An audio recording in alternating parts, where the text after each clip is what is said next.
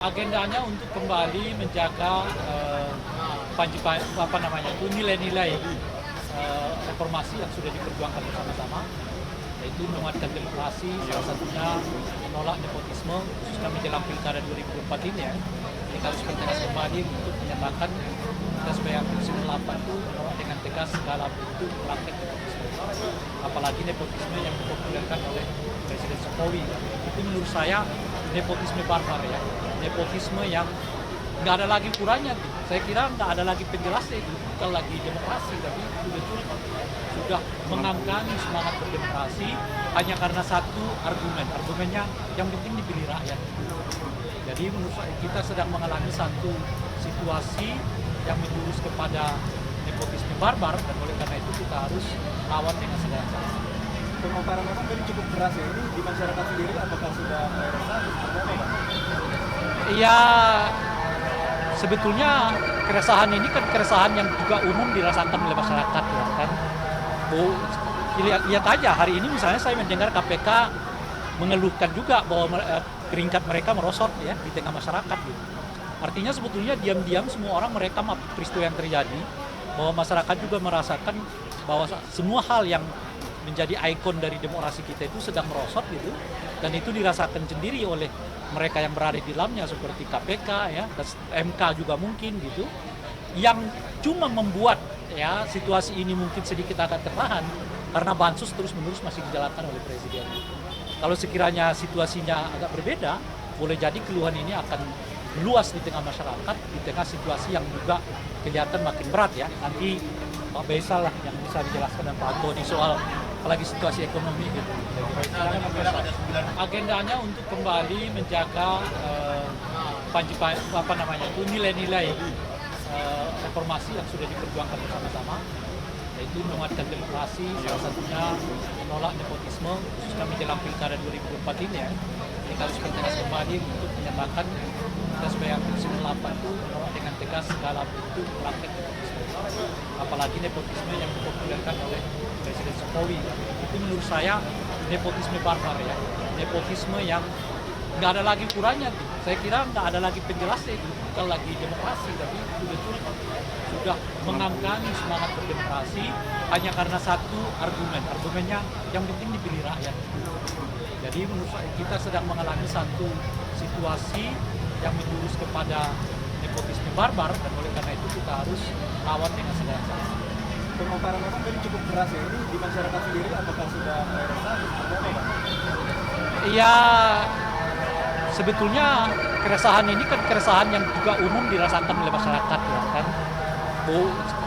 Lihat aja hari ini misalnya saya mendengar KPK mengeluhkan juga bahwa peringkat mereka merosot ya di tengah masyarakat gitu.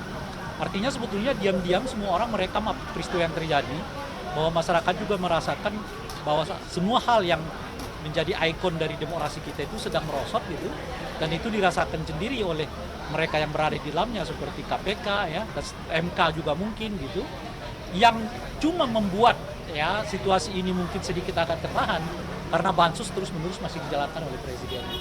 Kalau sekiranya situasinya agak berbeda, boleh jadi keluhan ini akan meluas di tengah masyarakat, di tengah situasi yang juga kelihatan makin berat ya. Nanti Pak Baisal lah yang bisa dijelaskan dan Pak Antoni soal apalagi situasi ekonomi gitu. Agendanya untuk kembali menjaga nilai-nilai reformasi yang sudah diperjuangkan bersama-sama, yaitu menguatkan demokrasi, salah satunya menolak nepotisme, khususnya menjelang pilkada 2024 ini ya.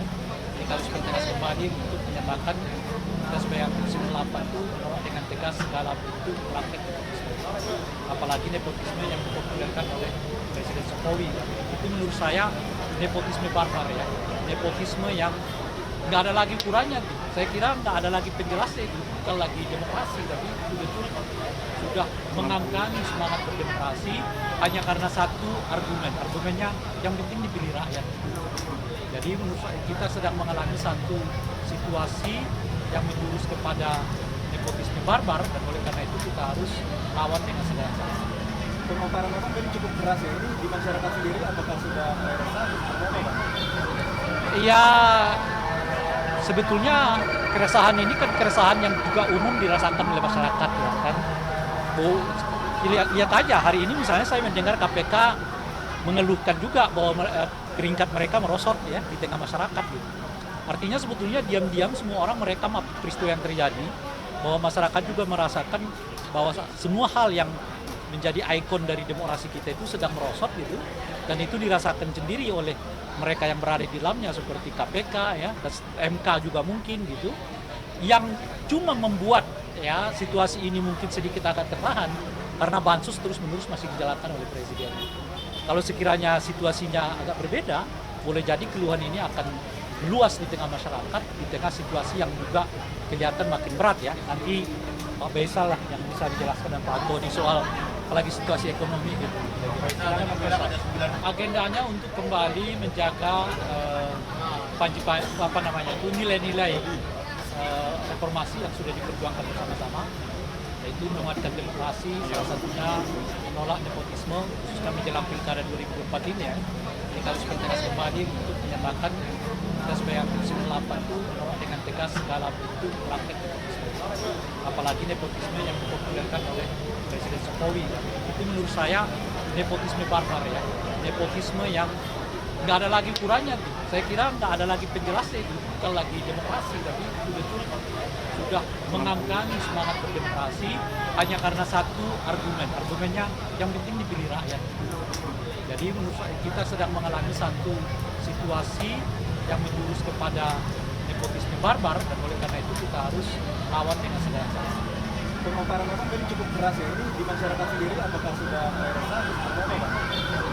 Iya, sebetulnya keresahan ini kan keresahan yang juga umum dirasakan oleh masyarakat ya kan.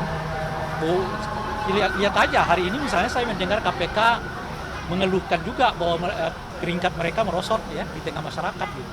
Artinya sebetulnya diam-diam semua orang merekam peristiwa yang terjadi, bahwa masyarakat juga merasakan bahwa semua hal yang menjadi ikon dari demokrasi kita itu sedang merosot gitu, dan itu dirasakan sendiri oleh mereka yang berada di dalamnya seperti KPK ya, dan MK juga mungkin gitu, yang cuma membuat ya situasi ini mungkin sedikit agak tertahan karena bansos terus-menerus masih dijalankan oleh presiden. Kalau sekiranya situasinya agak berbeda, boleh jadi keluhan ini akan meluas di tengah masyarakat, di tengah situasi yang juga kelihatan makin berat ya. Nanti Pak Baisal lah yang bisa dijelaskan dan Pak Antoni soal apalagi situasi ekonomi gitu.